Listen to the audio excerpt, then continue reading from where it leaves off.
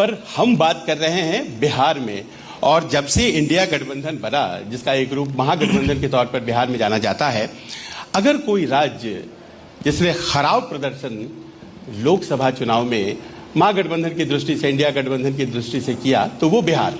दूसरे राज्य भी आ सकते हैं, उसमें आप कर्नाटक को गिन सकते हैं, दूसरे राज्यों को गिन सकते हैं। हाँ भी ना भी, लेकिन ज्यादातर सीटें एनडीए को गई नहीं। और ऐसे में आप कोशिश में अब ये हैं कि लोकसभा चुनाव में भले ही एनडीए जीत गई हो, लेकिन विधानसभा में हरा देंगे। कैसे? नहीं, इसमें दोनों बातें हैं। पहली बात, लोकसभा की अगर बात करेंगे तो आपको 2019 से तुलना करनी होगी।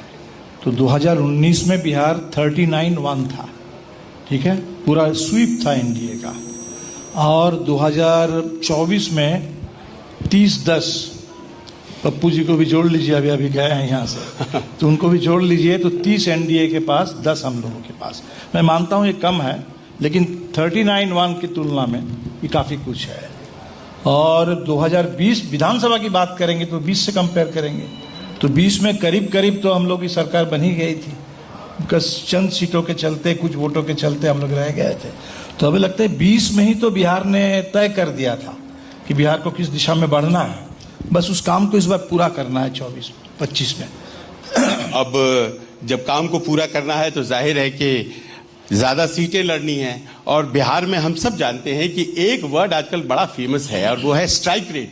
वैसे तो ये क्रिकेट में होता है कि स्ट्राइक रेट बैट्समैन का क्या होता है, लेकिन कहा यह जाता है कि भाई स्ट्राइक रेट बहुत इंपॉर्टेंट होगा। अभी तक सीटों का बंटवारा महागठबंधन में हुआ नहीं है और कहा यह जाता है कि आपकी पार्टी सीपीआई-एमएल का स्ट्राइक रेट बहुत बढ़िया हुआ था। तो अब ये बताते जाइए कि अगर स्ट्राइक रेट बढ़िया था आपका, तो क्या ज्यादातर सीटों पर लड़ेंगे? क्या ज्यादा सीटें आपने मांग की हैं? नहीं, देखिए, स्ट्राइक रेट तो बेसिकली T20 की भाषा है। उसमें भी T20, ठीक है ना? सही है। तो इसीलिए टेस्ट मैच में क्रिकेट चुनाव जो है वो टेस्ट मैच से कंपेयर करिए, तो उसमें सेशन दर सेशन खेला जाता है।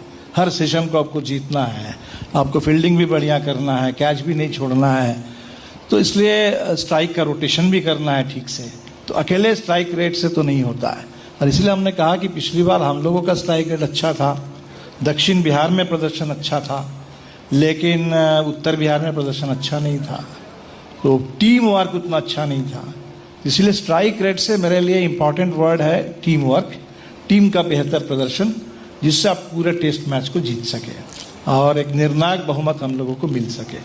हम इस कोशिश में लगे हैं। अब आपको मिली थी 19 सीटें, आप जीत गए 12 सीटें। इस बार आपको क्या लगता है कितनी सीटें आपने मांगी? हमने जो कहा है कि पिछली बार से 12 जिलों से लड़े थे हम लोग, तो हमारे ज़्यादा जिलों से भी हम लड़ना चाहते हैं, कम से कम 20-25 जिलों से लड़ना चाहते हैं। और जाहिर सी बात है कि कुछ ज़्यादा सीटों से भी लड़ना चाहते हैं।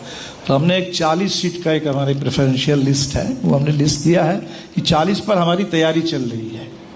40 पर तैयारी है, बाकी बात करेंगे, जो तय होगा देखेंगे। तो 243 में 40 सीटें सीपीआई-एमएल। हमने कहा कि एमएल पर आप भरोसा कर सकते हैं कि 43 सीट हम लोग संभाल लेंगे, बाकी सीटें बाकी लोग संभालें।